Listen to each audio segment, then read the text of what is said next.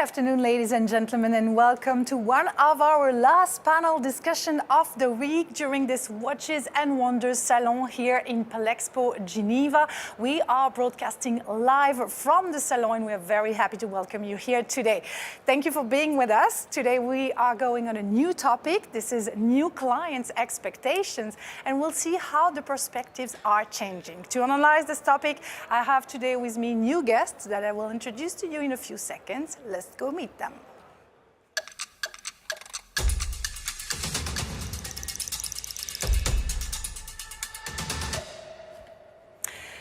And it's a pleasure today to have a set so crowded. I haven't been used to that yet, but it's great. So let's start with you, Patrick Prugnot. You are CEO at Ulysse Nardin. Thank you for being with us. Hi. Pleasure. Hi. Next to you is Karine Segedi, representing Deloitte Switzerland. Karine, you're managing partner consumer industry, fashion and luxury. Thank you for being with us. Having me.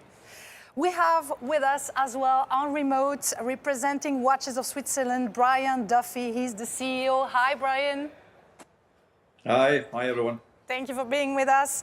And then back to the set, Jessica J.J. Owens. You are a collector. You come from the United States. Thank you for being with us. Thank you for having me. And then next to you is the one and only Carson Chan. Yeah, that's how you've been introduced to me. You are a collector as well, and you're coming from Hong Kong. Yes. Thank you. You've made a long way to come, both of you, to us, so we're very happy to welcome you here on this set today. But as you've seen, I'm not the only one hosting this show today. I have a co-host, and I'm lucky enough to have Jack Forster, Editor-in-Chief at Hodinkey, with me today. Hi. Hi. Thank you so much for having me, and thank you to all the panelists for joining us. I think it's certainly going to be quite an interesting discussion. So, sure. The subject, of course, today is new consumer expectations, specifically in the domain of sustainability, which, as we all know from our different perspectives, has become increasingly a subject that consumers are interested in. Whether or not it's something that represents value added, or whether or not it represents something that consumers just expect at this point, how the industry addresses sustainability issues, these are all things that are on the table. So. Yeah, let's get right into it. Let's jump into it, I'm going to say. And let's start about putting the frame, if I can say so, and try to define this frame. What is this perspective change that we're talking about when we get into sustainability, according to you, Jack? I mean, the perspective change on sustainability is, let me back up a little bit. You know, historically, sustainability was not a big part of the conversation in luxury, of course.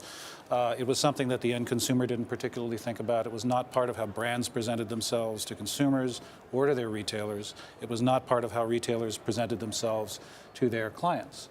And over the last, I would say, 20 or so years, and I think the internet has had quite a lot to do with the increase in interest in sustainability, we have seen consumers more and more become aware of where things are made, where the materials come from, and what the impact is of manufacturing processes and product sourcing processes on how products are perceived. So where does gold come from? How is it processed? What's the carbon footprint of manufacturing 150 kilos of steel for watch cases? You know, these are all questions that people seem to be asking. So there's definitely been a shift, I think, in that perspective. And all of our panelists who are here today can speak to different facets of the sort of overall picture of how that perspective has changed and how meaningful it is to their clients. I have some more questions for you, of course, Jack, but first of all, I have to get back to Pascal Rafsou. He is with us today to collect your questions. So if you have some questions, if you have some comments, if you want to tell us something, well, you can send them through the chat box. We are expecting your questions. Pascal, are you ready? More than ready. More than ready, like every day, perfect. Thank you for being with us. Born ready. Born ready, Born exactly. ready, yeah, right. Okay, so I'm getting back to you, Jack, and we've heard this is this change, this is this shift. When would you date it, if it's possible to do it? I don't think that there's a particularly clear demarcation. You know, you can't say, okay, in August of 2005. Suddenly, everybody became interested. That's super precise. No, that's not what I was asking. Yeah. I mean, there's a couple of things. I think the financial crisis had a lot to do with it. I think that was one of the biggest kind of inflection points, at least from my perspective as a journalist, in people becoming interested in sustainability. So all of a sudden, you know, we're all aware of the sort of temporal nature of wealth and wealth acquisition. People started thinking more and more about how activities that seemed to take place within their own kind of constrained sphere actually affect the larger world. And I actually do think that there's a fairly dramatic shift between 2007, 8, 9, beginning of 2010. Just as a sort of observer of what consumers were thinking about and what they were dialoguing about, places like the Watch Internet, starting on Instagram. I was making a joke before about the specificity of the timing, but I think that you probably can narrow down the financial crisis as at least one major inflection point in people's interest in sustainability. And so that's what you've experienced as an observer, as Yes. you said. But let's turn now to the brand and see how you guys experience it. And I'm going to turn to you first, Patrick Pruniot, and then I'm going to go to Brian Duffy to see how the perspective is on your side. For us, I believe, first of all, I'm very happy this topic is becoming on the forefront, like priority for the end consumer and for the watch lovers, because at the end of the day, and Jack mentioned it, we could date, obviously, we could go back to some time that were very important, that triggers more interest, but actually the economy, and we are in industry, imitates life. And at the end of the day, what's happening here is obviously reflect, sometime at the same time, sometime a little bit later, what's happened in the rest of the society. And it's a very important topic, I believe, for us, watchmakers, also because deep inside, when you think of it, a luxury watch is probably one of the most sustainable luxury product ever. We manufacture watches within a very small radius. It's only like 30 miles, 50 kilometers away from our manufacturer, and not only us. Most of the luxury watchmakers. We make watches in what we would define in French as a terroir, an environment defined by the location, by the people, by the know-how. And our watches are almost could live forever. If you look after them. So it's absolutely very relevant to who we are. I don't think in the industry we took stock on that and we realized how strong it is. And I think what's happening is we're probably now moving from being a defensive topic, right. Sustainability, where you actually just want to make sure you couldn't be, there couldn't be anything negative associated to the way you do things, to something positive. And I think that is probably now a change which is happening. It's probably now where we start to see consumer coming to us, collectively, brands, because they do have an appetite in some sort of more sustainable timepieces. And at Release Nardin, for instance, we now actually here at the lab showing a timepiece that's going to be launched in a couple of weeks, which is made of 100% fishing nets, right. Recycled fishing nets. And we saw when we presented the concept, we saw some new people coming in. We saw some people that don't understand that the movement will live forever. Yeah. And suddenly, not only it's a very attractive product, and desirability is a very important point, I think. When you're in luxury first, it starts with desirability. And then at the same time, we also have a very clear communication, a very genuine approach to recycling and upcycling.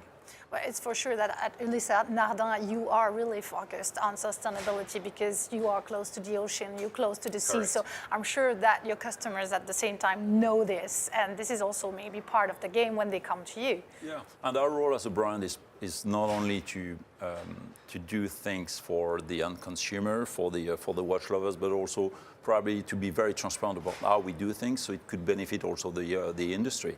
And I know a couple of brands have been inspired by what we do. The same way we find also interesting approaches with some of our competitors. So let's see, Brian Duffy, how did you react to that? Do you have the same feeling? Did you see this shift? Did you sense it, felt it? Oh, without question, there's a hugely elevated consciousness with consumers now on issues of sustainability and other issues, other community issues, sense of responsibility. I personally think it's more recent. I don't disagree with Jack that the consciousness started in the mid-noughties, but I think over the last couple of years in particular, I think COP26 hugely elevated the consciousness of climate change. I don't think there's a debate anymore about climate change. I think it's now totally accepted that it's hugely man-influenced, and COP26, which happened to take place in my hometown of Glasgow, I think really did elevate everyone's consciousness of it. So it's very, very topical.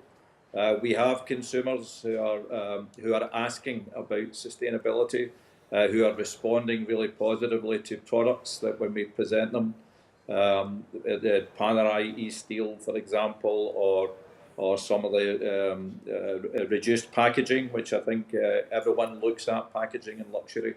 And I think it's a area that has to get more attention from the luxury watch world. But initiative was taken by Breitling on reduced packaging, and this week we saw from Panerai moves in that direction. And there are a lot of really positive programs, not just because Patrick's there, but I love a lot of what Ulysse Nardan does, and not just about sustainability.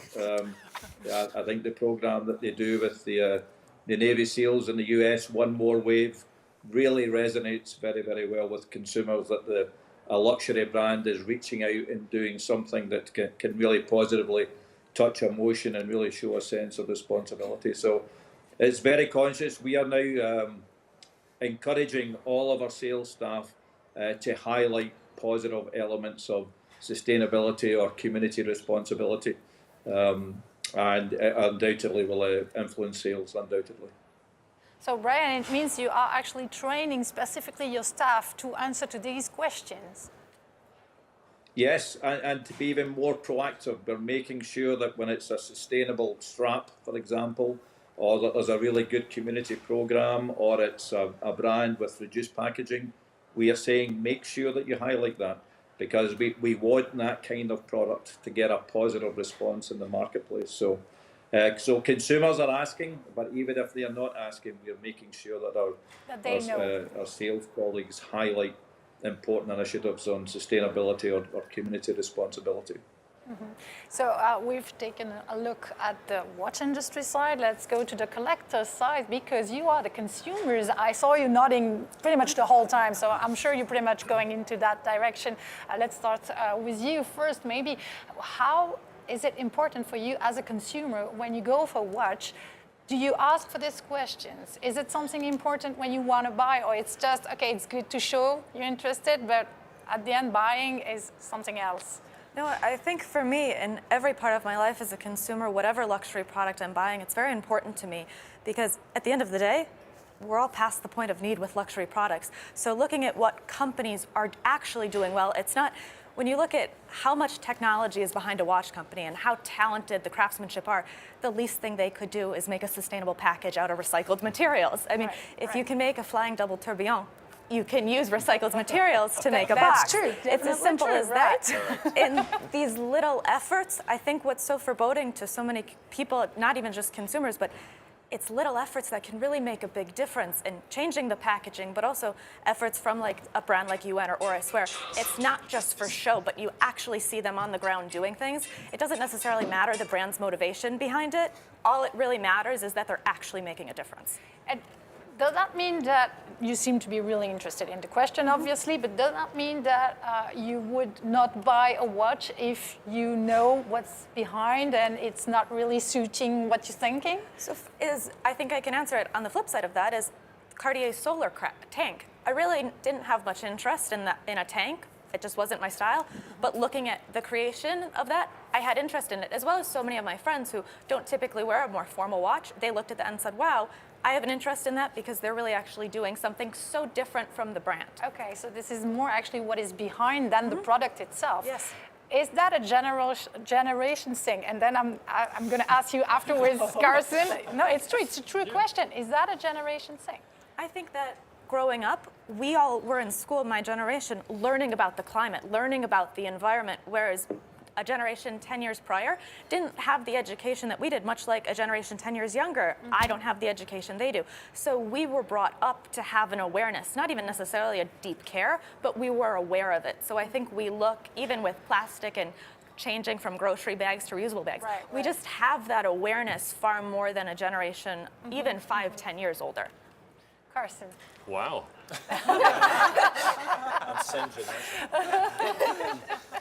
For me, I like to summarize what Brian said. I think, on the contrary of what the packaging in my days, back in the early 2000s, how impressive the packaging is part of the deal. It was, you know, yeah, I couldn't imagine if you give me this box from Panerai back in 2003 when they came out with the PAM 195 or 127, right? Right. It was ginormous. It was big. It was impressive. That was part of the deal. That was why I made the purchasing decision. Now, what Jessica said was also true. I also learned about sustainability through my children. For me, sustainability is more of a lifestyle. It's not about it's not about buying a watch to help save the earth. It's more about how do you do your day-to-day thing. And honestly speaking, buying a watch it's quite low on my priority and thinking about sustainability, because I probably think it's more important on how do you recycle your materials, do you separate your garbage. That is something that I think I've learned through my children. So for me to buy a watch, sustainability probably comes maybe a third option. First thing I think about is, can I have, look, this whole week, first question I ask, can I buy it? Yeah, that's a good one. Can I buy it, right? They all show you this watch and they go, sorry, it's sold out. It's waiting list for 10 years, Yeah, right? yeah. So first question is, can I buy it? Second question is, how much?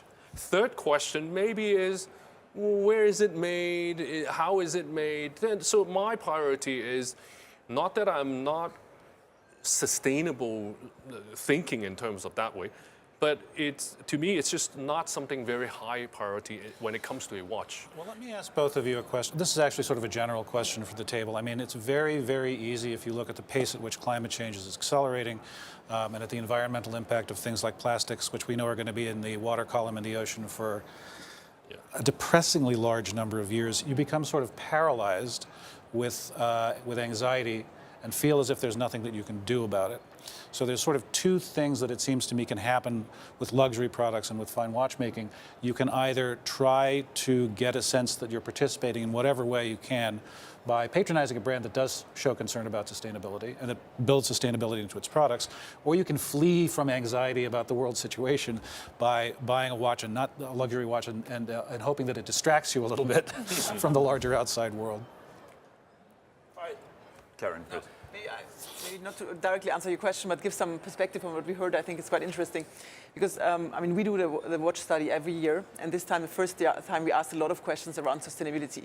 And it was the first? It was the first time we asked so many questions, and we had a specific chapter. So again, when is it becoming interesting in watchmaking? And one of the findings was that 60% of any consumers think about sustainability when they want to buy a watch. Very different. I mean, the baby boomers, it's like hardly 40%, and then you have the younger generations, it's 70, 80%, you know, already a demographic gap. But then when you say, well, what are you looking at a watch when you want to buy a watch? To your point, at that point in time, we could still buy watches when we did the survey last summer. So first point was the brand equity, the design, the technicalities, and then sustalitability was fourth. You know, when you want to buy a watch. So it suits pretty well what you said. It's pretty much that much. And then it's interestingly, a little bit later, we did another study with only people that already owned one watch. So it's not the general public, but it's the watch community. And we said, what would make you buy or not buy a watch? And out of 11 different characteristics, sustainability came last in the UK, 10 in the US, 9 in China, and 7 in Germany. Okay. But so those who already own a watch, so the watch community, it's not the biggest request they have. So just to understand, the question was directed both to general luxury consumers and to watch specialists? So the first I spoke is to the general public. It was 5,000 consumers in 11 countries. Right. The second one was only those who already own the watch. So the watch community. Right. So basically the way it breaks down is that for consumers as a whole, generally speaking, it's a much, much larger topic of interest than it is for watch specialists, watch enthusiasts, and watch collectors. That's very interesting. Well, you see that with a brand like Chanel, where they completely said, okay, we won't do fur, and now they said they won't do exotics.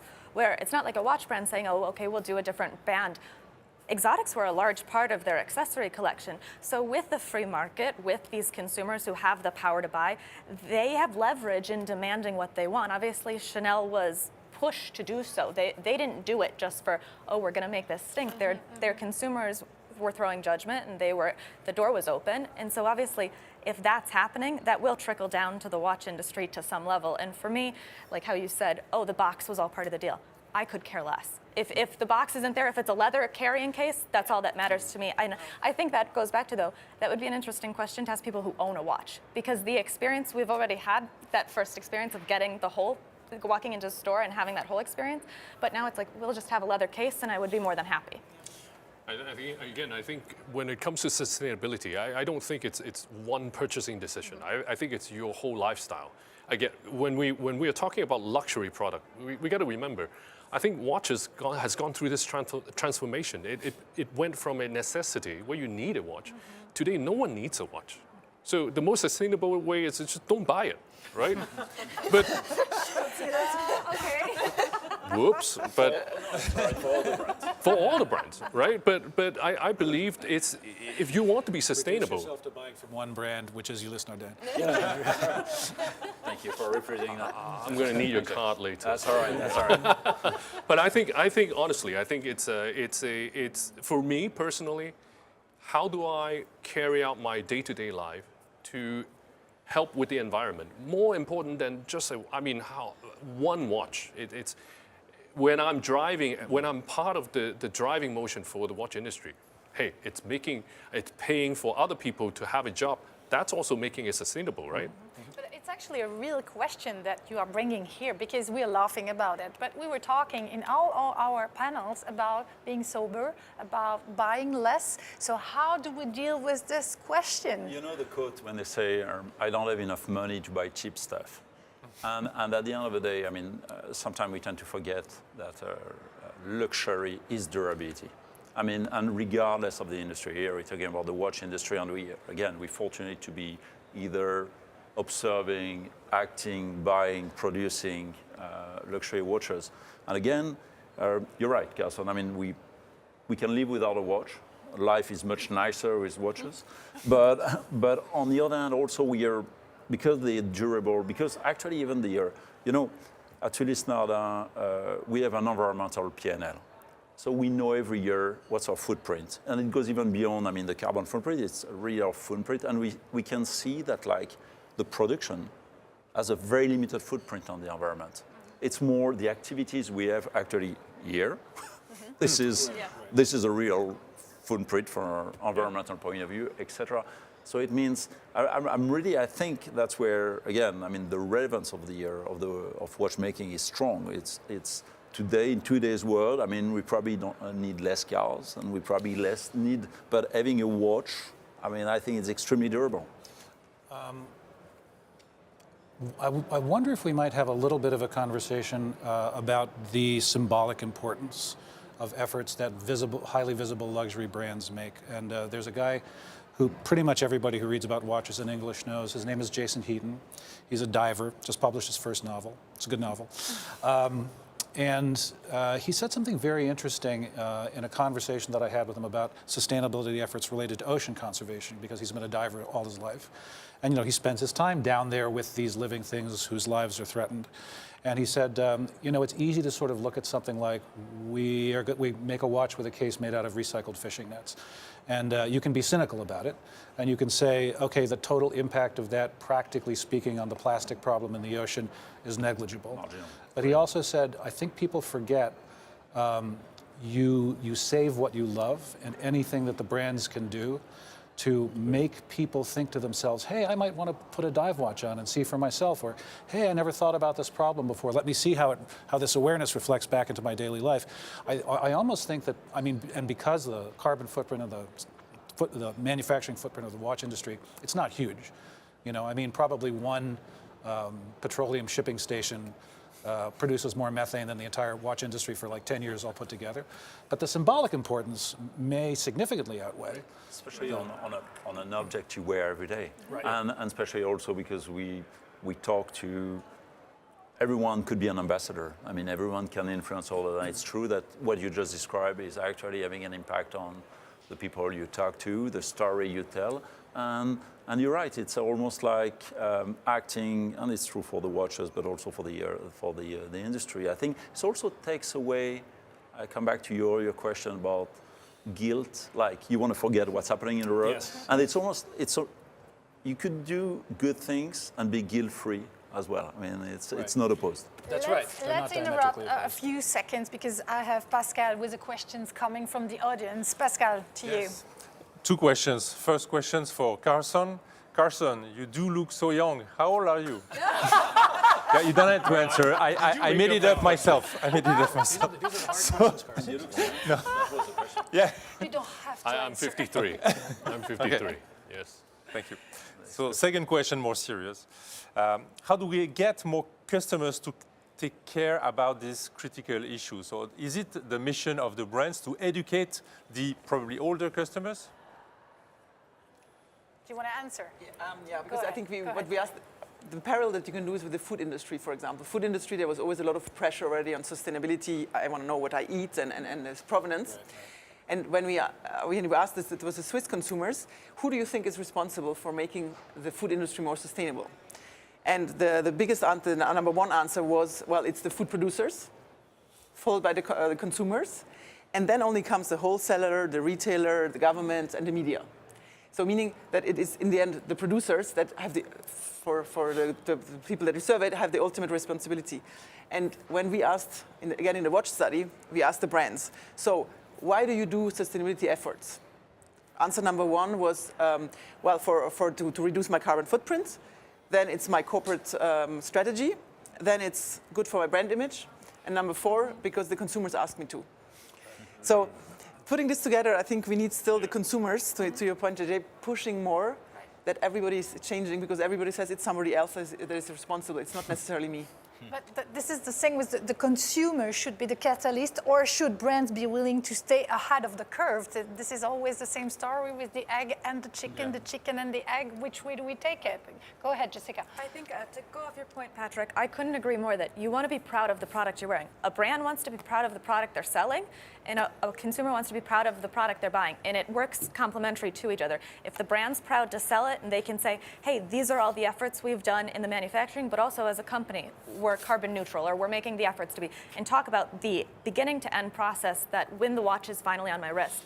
I want to be proud to talk about that because it's wearing a watch is such a special thing to collectors like us, and we want to be able to talk about it and speak to not only the watch and how amazing the movement is and how the story behind it, but also a brand and because it'd be hard to speak of a watch if you're not proud of the brand behind it. Sure.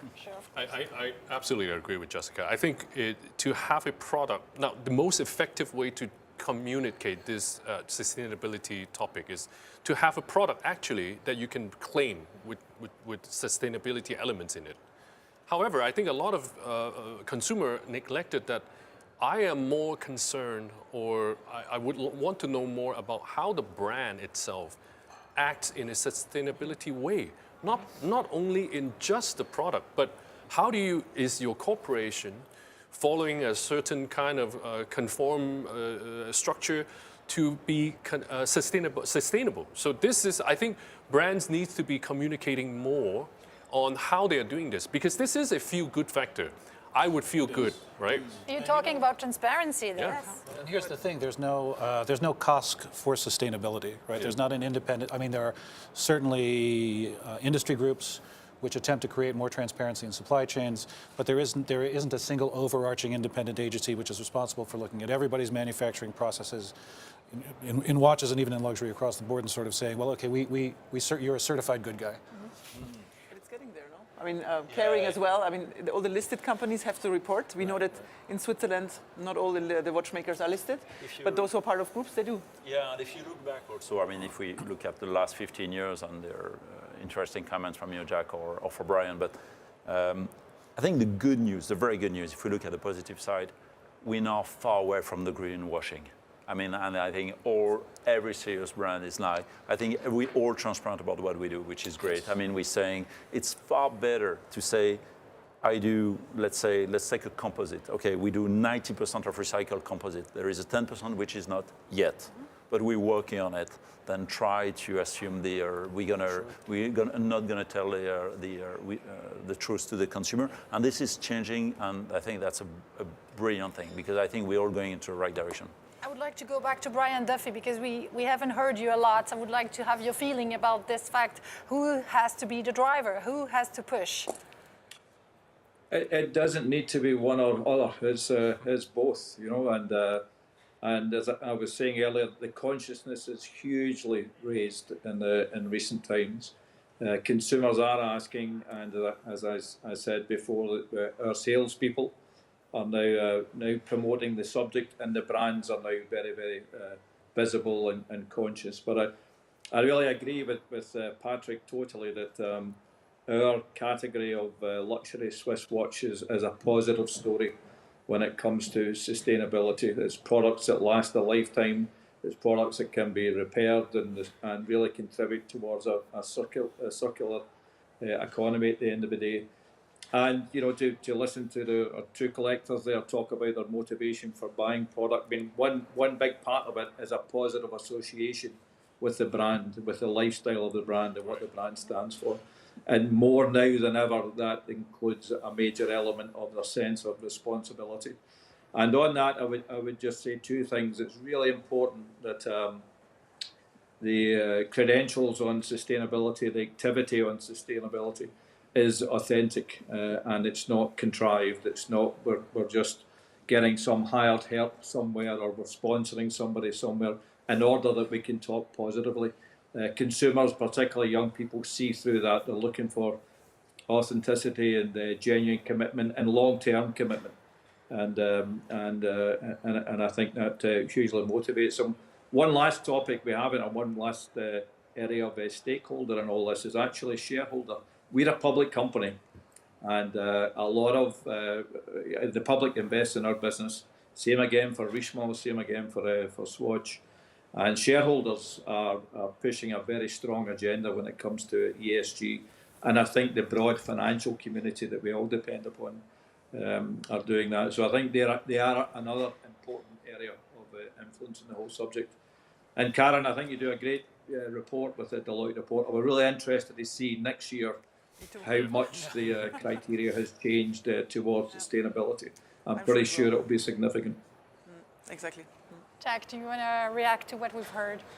I mean, I don't think I have too much to add. The perspectives that we've heard from everybody are, it's interesting because we have a data-driven analytical perspective, we have a brand manufacturing perspective, two collectors representing two different demographics, and Mr. Duffy, of course, who has been seeing things through, it would be easy to sort of oversimplify what your perspective is. We can say it's a retailer's perspective, but also a very, very close industry observer for many years, and a watcher of trends, both from the manufacturing side and from the client side. So your perspective really kind of ties everything together. I think it's been a fantastic conversation, and it's funny, despite the disparity of apparent viewpoints, I think that there's a lot of consensus on how far things have progressed and how far things can still progress in the future. So there is a field where we didn't go yet. I see Pascal doing a sign, so I'll wait a little bit for my field. Okay, Pascal, I'm going to you. Yes, Tell me. Thank you, Melanie. So I have a question. Very interesting, the topic of footprint, but what are the criteria that you use or consider when calculating the footprint for the watchmaking industry? That goes back to the concern there's no universal standard yet. Patrick is ready. Yeah, it's a very good question. How many PhDs do you have? Because it's really, I mean, the level of complexity is extremely high, and we actually all the system which is applied to all Kering companies. You know, we're about to leave Kering, but we're going to live in the spirit of what was given to us, that has been developed by the Kering team and some consultant. So it's a very scientific approach. There's like dozens of people working on it, and that enable us to get that. And it's actually precious. I think it's something that probably spearheading what could happen in a luxury industry in general in the next couple of years. Reactions? I think it's not easy at all. I mean, companies are getting better and better in the sustainability reporting, non-financial reporting. They see that what they have reported historically is now superseded by more scientific data, because collecting supply chain data, production data, scope 3 data, not that easy. But a lot of efforts are being done. I mean, there's now more guidelines and frameworks that exist to make it comparable, because as well, everybody was reporting a bit what they thought they should report. Right. And now there's more frameworks, and this should allow us to really follow the progress more scientifically. So, in the course of researching a story that I did for our magazine last year, I started researching what it actually takes to do a supply chain audit that you can actually believe in. And it's like, it's not a trivially easy problem. No. And the entire structure of supply chains and communication about supply chains, it wasn't set up to facilitate audits for sustainability. No. Yeah. So it's a question of harmonization, actually, finding the guidelines and having everybody sticking together in the same direction. Having said that, there are already some systems that do exist. I mean, B Corp, I mean, there are like different level of certification you could get. And I guess we're all going there. I mean, one way or another. I mean, but so anyway, it's going the right direction. That's a good point. If we're going the right direction, I think there is a need. Yeah. The EU taxonomy will align as well with the European companies. Switzerland will probably follow that, so then we're comparable again. Yeah. There are some figures. Can I just add to that? Go ahead. Go ahead. I just add the big driver to harmonisation and consistency of measurement actually is going to be the shareholder community, and there's huge activity happening with various, consulting and various organisations that are out there that will bring a clarification and consistency to measurement. Huge pace of change. I wanted to go on the topic of re-commerce, as saying what happened when the watch has been sold and then you buy it again and then the life goes on and goes on. This is a long chain. Is that also something that could help on the sustainability side? Is that something you would consider as a collector to go for a watch that has already been worn? To me, the only reason that I would buy it is because if I want it. I would not base on the fact that I'm helping to recycle the industry. I'm not, that's just, sorry, I'm just not, not something that I am going to consider. So if I want the watch, if I cannot get it new, hey, maybe I'll consider it pre-owned, but that's the very basic consideration that I would take like into. you get to put a gold star up on the refrigerator every time you buy a pre-owned watch. Maybe I should convince my wife to give me that gold star. What about you, Jessica? Well, I have a completely different approach, and I take a secondhand approach in a lot of the things. Most of my closet is now secondhand.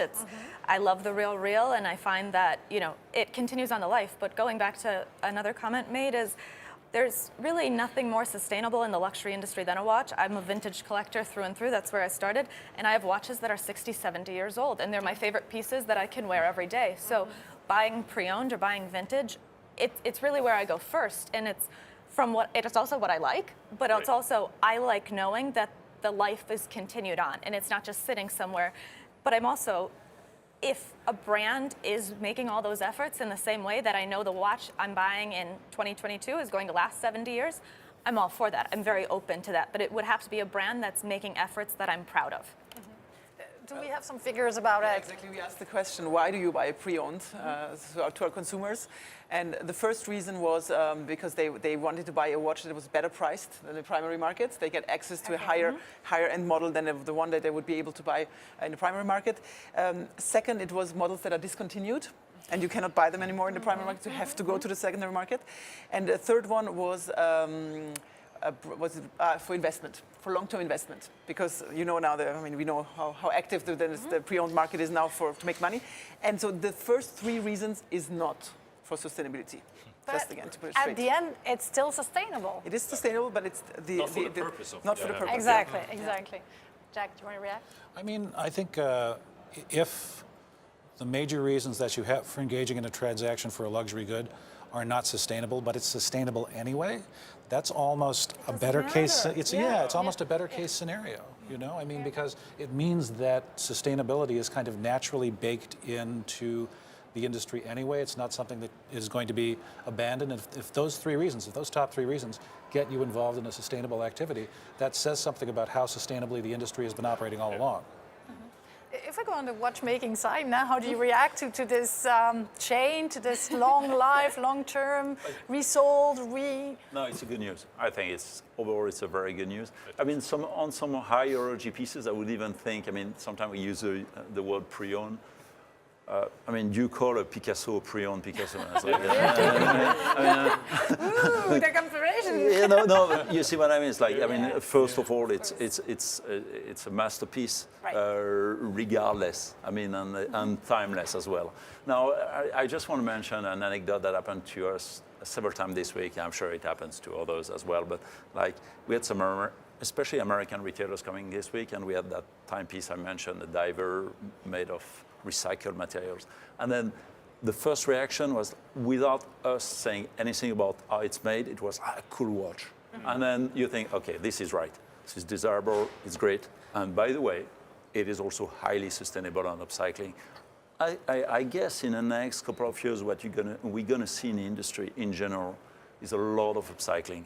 And it's a good news. Regardless we're gonna talk of it or not, doesn't matter. At the end of the day, things are progressing. So there is I mean, yeah, we're using more material. I mean, we're talking steel, we're talking, I mean, any material that's being used now, carbon, steel, everything could be recycled. It's great. And I guess we'll be all happy in a couple of years. We're gonna have a lot of watches here. Probably 70 or 80% of them are gonna be made of recycled material, and we won't even mention it. That would be normal, actually. That's it, normal. But this is maybe the direction of the future, right? Is there? It's now. It needs to be. I mean, because put it this way, if the world goes a certain way, we won't have the luxury of caring about watches. Yeah, sustainability has to become the status quo, not the exceptional. Yeah. So it has to be the example, do you think? Yes. Yeah. It's probably the role of companies, I mean, and brands like us to do that as well. I mean, we have somehow a role to play in a society. Brian, Duffy, I'm just getting back to you. Can we have your feeling? I agree with everything that everybody says, which is unusual for me, I must say. But you know what? One other aspect I would add to it is that consumers for luxury watches are getting younger, which I think really surprises people. It's particularly so in the US that the demographic move to a younger audience, which I think talks very positively towards the industry because there's a greater consciousness of sustainability and environmental matters with that younger audience. Equally, it means that brands and retailers have to be a lot more responsive to these subjects because the young generation aren't debating it anymore.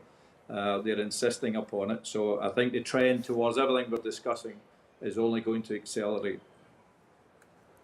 Karin, you wanted to say something before. Yes, I wanted to say something, but I just forgot it, so I have to think about it again. That's all right. That's all right. I want to go back to some of the things that came out in your studies, and it says, as per the survey for consumers, the ethical sourcing of material and ethical working conditions are the most important aspect of sustainability, and they are the one who are looked for by the consumers. How do the industry respond to that?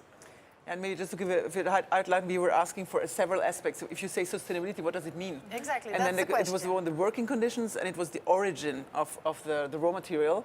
It was not the recycling. It was not the sourcing. It was really the working conditions as well. We don't speak so much about it in the watch industry. Social and now I remembered aspects, what I wanted to say before is that you might want to as well inspire yourself by the fashion industry, because the fashion industry is a bit more advanced here. Right. You know, when the slow fashion with all the renting and sharing economy and ethical sourcing and there's upskilling, reskilling. There's a lot much more done than in the watch industry, and I think we're a couple of years back, but we can get inspiration from there as well. So how do you respond to this, and how do you respond to these questions from customers who want to know how has it been produced, how is it on social side? One thing we can all agree on is the level of education of the customer is going through the roof, and it's a good news. And it's true when they have very strong interest in the watches themselves. I mean, we know now it's a trend we've seen over the last 15 years. Obviously, they are experts. They are, I mean, collectors and experts. But now there are a lot of people that come into a store and they know as much as the sales staff about the watches and more. And more. It probably even have been accelerated with the pandemic. People had a little bit more time to just make some research and try to gather more information. And the same applies, so it applies to the product, but the same applies also to the way things are being done. Exactly. Sometimes, I mean, and also urban forests, we could do an even better job explaining what's behind how we do things, because we do a lot. And obviously I'm talking for Lisnardin or Gérard Perregaux, but also for other brands. I mean, I'm sure we do a lot. I mean, ESG is a major topic in general. I think we treat our employee well in wherever they are, especially in Switzerland.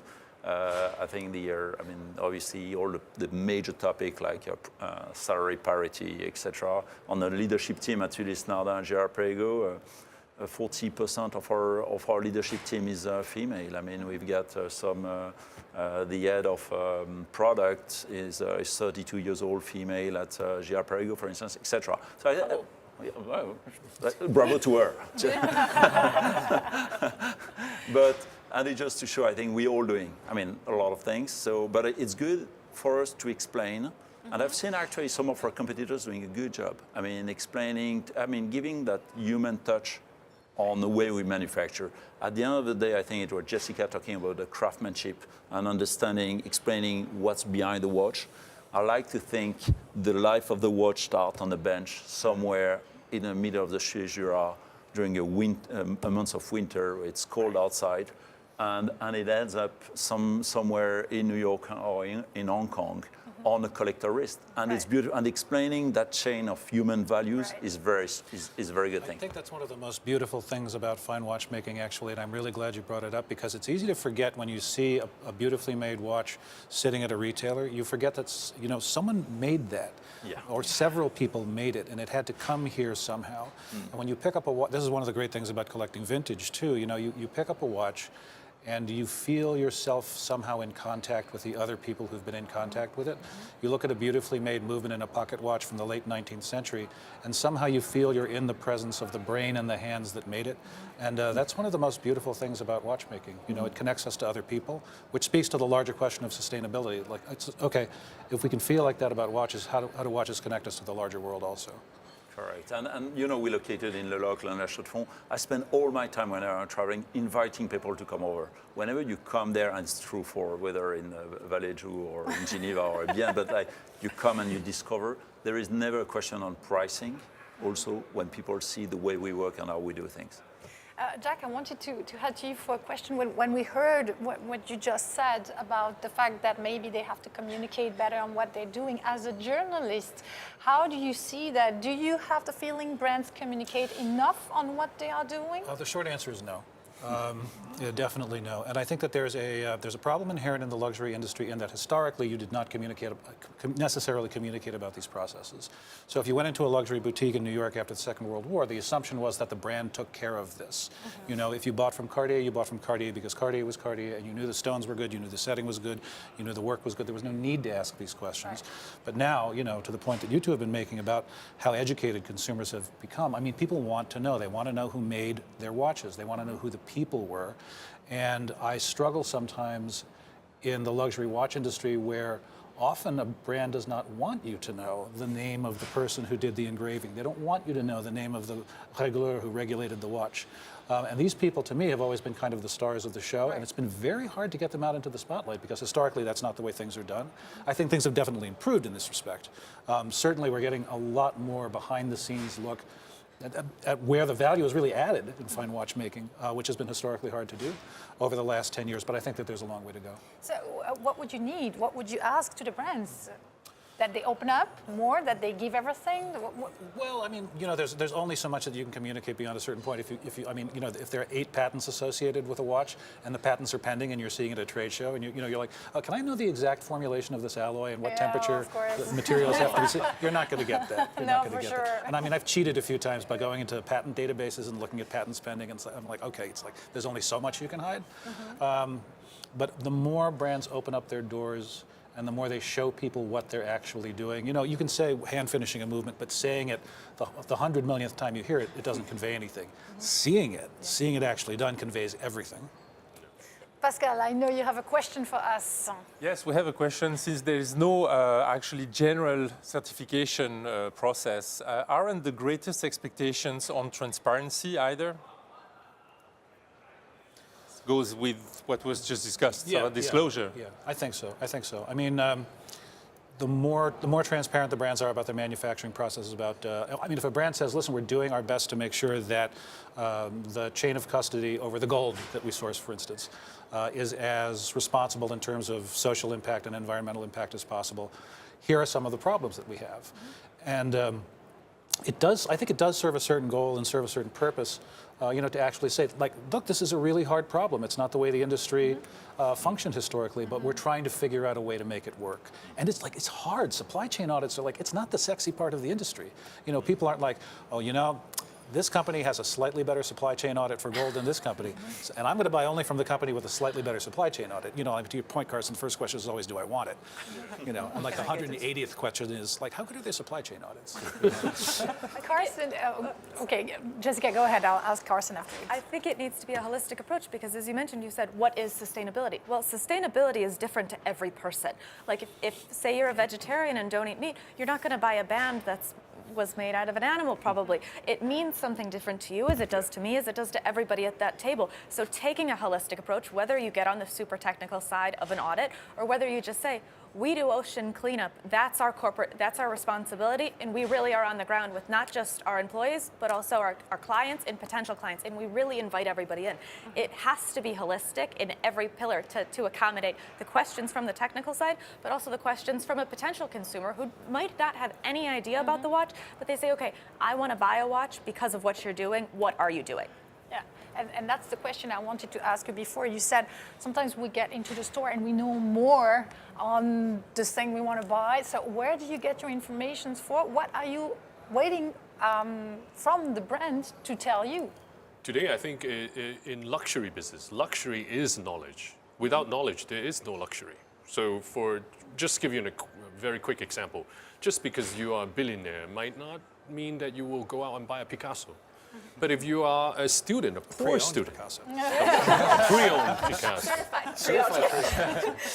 But if you're a student, if you're an art student, poor art student, but you study Picasso, you might enjoy going to Picasso Museum at the gift shop buying a small poster, right? So I think for the industry to carry on, you have to convey this message. As a consumer, I have done enough study because of passion before I go into a shop to make the purchase. Now, oftentimes, currently, a lot of the frontline staff are not equipped with that information. I just want to verify, validate, and at the moment, there's some challenges in doing that, but that's the way that it's heading right now. I think it will change very quickly. Along with the sustainability topic, frontline staff needs to convey and transmit the correct message as the brand. If you do everything at the background, and at the end, when I'm at the shop, that person who I'm dealing with are not able to communicate that message, it's a failure, right? So I think I hope it will be increased in terms of ability. But we could even, it's a good example, we're talking here from Geneva at Watches and Wonder. We could even take the example of Watches and Wonder. We make, in the organization committee, some effort, like with the lab, to explain a part of what we do. We could probably do even more and open it up even more to the public, to the watch lovers, to the one that can afford a watch, those that cannot afford a watch yet, and educate, explain and educate. It's also maybe getting the clients of tomorrow, right? Sure. Yeah, by the way, they're here. I mean, tomorrow's client, they're ready. They're coming. Brian Duffy, I want your reaction on this specific topic. What are people asking you when they get into your stores? Well, I think you've got to break down into categories of awareness. There's some things that are just obvious to everybody. Packaging is obvious to everybody. Everybody's got a point of view, and if you now see big, elaborate, unnecessary packaging, it's a negative today for most people. So it's an immediate thing that should be dealt with. Then, Jessica said they're talking about straps and animal skins. Then again, there's a real consciousness. There's a consciousness of exotic skins, first of all. There are states in America that ban them now in the same way that fur's been banned, and that's a definite trend and a very high level of consciousness. And I think any kind of animal skin there's a consciousness about. And again, I think the industry is moving the same way. Then you get to the category of things that the brands are doing that should be positively promoted, like using even Tag Heuer last week with their solar-powered energy. I think it's a really positive thing. Brands using recycled apple pulp and polyurethane straps, again, really positive things that salespeople can promote. So I think all that can be done already. That really helps. But then when you get into the subject of trying to get a standardised reporting on manufacturing processes and so on, that's where the industry has to come along and set standards and set expectations of disclosure. You have various levels of willingness to disclose them, but I think you'll only get a consistency if it effectively gets imposed by an industry, either by the government or by industry collaborations. Since we have 5 minutes left, I would like to do a round of table and maybe have your impression. What would be the word that we have to remember from this discussion? I will start with you, Jessica. What has struck you? Consciousness. Consciousness. That's what we should focus on, according to you. Being aware of every decision from when you're sitting, first conceptualizing the watch, to then having not only just watch people, everybody be aware, to the movement, to the making, the whole process of then when it gets sold or when it gets passed down or when it's worn for 70 years. It's arguably an 100-year-long process from start to finish, if not longer, that awareness of the entire process of the life of a watch needs to just be on the forefront. Carson? To me, still, lifestyle. It's not just one part of your passion. It's everyday, day-to-day life. How do you live? How do you carry out your daily activities? I think lifestyle is something that you have to really consider. To think about a general point of view, actually, and what suits you and what you want to express wearing a watch or jewelry or clothes or whatever you're doing, actually. Karine? I mean, it's communication. I think we see a lot of issues. We spoke a lot about communication from the brand, communication from the sales staff, from the consumer, what is he expecting. And as well, I mean, to your point, it's saying that a luxury watch is sustainable in itself. Well, maybe we should communicate more about this because we see the smartwatches rising, other competitors coming up. Let's be proud about the Swiss luxury watch industry and how sustainable it is, and maybe communicate more around that. Relevance, and I'm going to refer actually to what Karine said. She's been talking about the smartwatches. There is no object, I think, even in the world, that encapsulates so much know-how, so much technology, but also emotion and values as a watch. And because it's probably the only object we wear all the time, that we put on our skin, it's an extension of our body. And I think the relevance of the message and the sustainability message is super strong. And that object has, so I don't want to sound like it's too much, expect too much from a watch, but really it could do a lot of things and a lot of good things, much beyond what it does as just giving the time. Brian, up to you. Okay, I get the chance to have the last word. I enjoy that. But, my word would be a responsibility, and I think this is a responsibility of the industry, of all of us. We shouldn't be doing this because commercially it's going to be in our favour. We're a big, important industry in every aspect, and I think we have a responsibility to be doing the right thing on sustainability. Thank you very much. And then I turn to you, Jack. A very, very short time because we have only 30 seconds left. So how can you summarize all that if you can? I would say my word would be normalizing, and I think that's kind of what everybody is kind of pointing to. This has to become so habitual and so normal for the industry that it's no longer an exercise in exceptionalism in communication. And I would add maybe transparency, and I think we have a good resume of all the topics we've talked about today. I would like to thank you, of course, that you've been with us today, that you shared your point of views, your visions. Brian, Duffy, thank you for being with us as well on remote, and thank you to Jessica, thank you to Carson, thank you to Karine, and thank you to Patrick. Of course, to my co-host today, Jack. Thank you for being with us. Nobody asked me about my skincare right now. We'll do that in another panel, okay? That's a whole panel. And thank you for being with us today, for watching us. Tomorrow will be our last panel discussion. We'll meet at 1 p.m. Swiss time, and we will talk about circular economy. I will have with me a co-host as well. This is going to be IMD Professor Stéphane Giraud. So be sure to tune in. Thank you for being with us today. See you tomorrow. Bye-bye.